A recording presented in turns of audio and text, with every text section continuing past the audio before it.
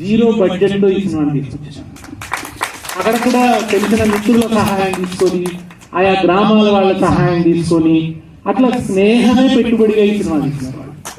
ఈ సినిమాకు పెట్టుబడి స్నేహమే, వాళ్ళ స్నేహము సంబంధాలే పెట్టుబడిగా పెట్టి ఈ సినిమాని తీసినారు. ఇది చాలా విశేషం. నిజానికి ఇట్లా మనందరం కూడా ఇటువంటి ప్రయత్నాలు చేయాలి. ఒకే రకం ఆలోచనలు ఉన్నవాళ్ళు, భావసారూప్యత ఉన్నవాళ్ళు ఇటువంటి ప్రయత్నాలు చేయాలి. ఇటువంటి ప్రయత్నాలు చేసినప్పుడు మంచి వస్తువును ఎన్నుకునే అవకాశం ఉంటుంది, మంచి సినిమాను చూపించే అవకాశం ఉంటుంది.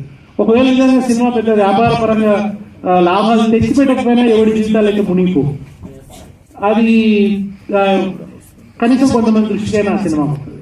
అట్లా సినిమా తీసినారు. నవీన్ ఈ సందర్భంగా నటు నవీన్ అభినందించాలి.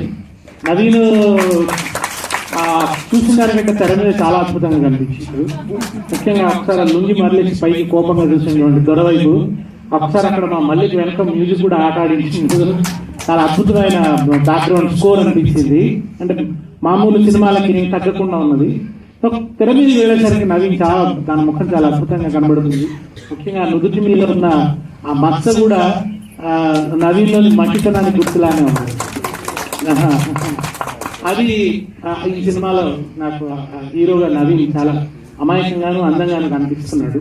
అట్లా హీరోయిన్ కూడా అంతే, చాలా ఒక సాధారణమైన మనిషిలా, సాధారణతలోనే చాలా అందం ఉంటుంది.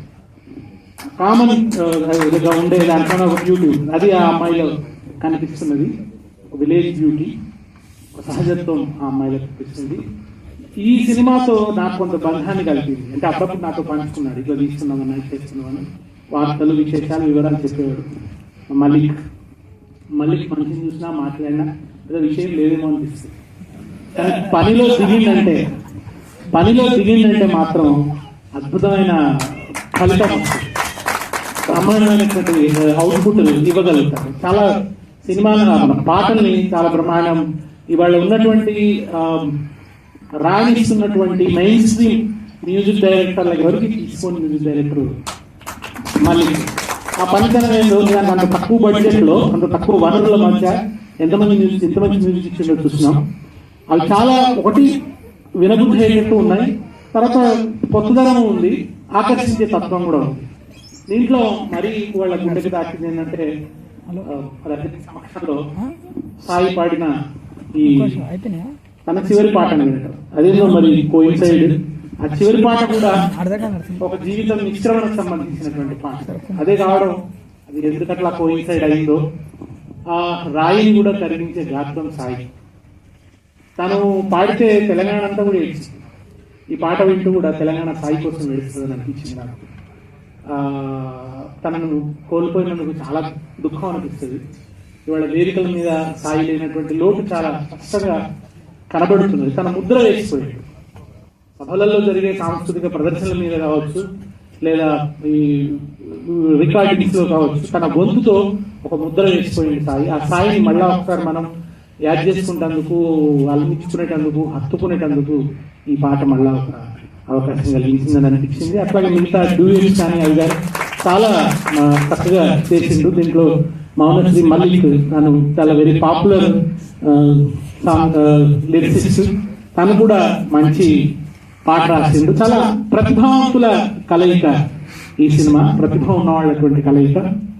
ఈ సినిమా నిర్మాణంలో పాల్పంచుకున్న వాళ్ళందరినీ కూడా, ముఖ్యంగా రాజమౌళి కామెడీ ఉందో మీరు ఇప్పటిదాకా చూసిండు, రాజమౌళి తెర మీద కూడా చూడొచ్చు. అట్లా వెంకీ, వీళ్ళందరూ కూడా the talent of Telangana, the excellence of Telangana అన్నమాట. వీళ్ళందరూ కూడా ఈ తెలంగాణ యొక్క ప్రతిభ కూడా మనకు ఆ తర్వాత గణపతి రెడ్డి గారు ఇచ్చినటువంటి ప్రోత్సాహం, గణపతి సినిమా దళపతి అయినట్టు, అట్లా వీళ్ళందరి కృషితోని ఈ శరపంజరం తయారైంది.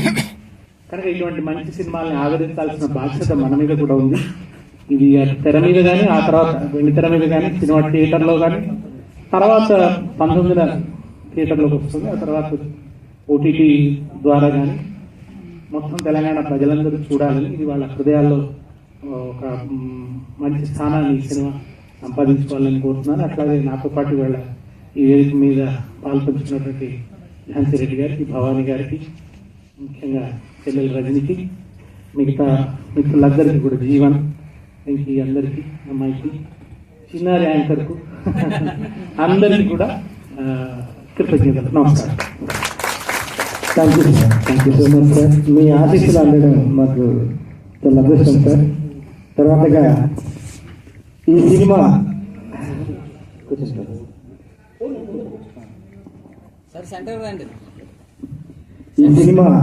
పాలకుర్తి నియోజకవర్గం తొర్రూరు ప్రాంతంలో షూటింగ్ జరుపుకుంది కాబట్టి మమ్మల్ని అందరినీ కూడా ఆశీర్వదించడానికి అక్కడి నుంచి వచ్చినటువంటి మేడం హనుమల్ల ఝాన్సీ రవీంద్ర రెడ్డి గారిని ఒక 2 నిమిషాలు మాట్లాడాల్సిన కోరుతున్నాం. ఎందుకంటే మీ ఆశీస్సులే మాకు కొండంత ధైర్యం మేడం. ఆ ధైర్యంతో మేము ఇంకా ముందుకు వెళ్ళడానికి ఎన్నో అవకాశం సృష్టించుకుంటూ వెళ్ళగలం. దయచేసి మేడం.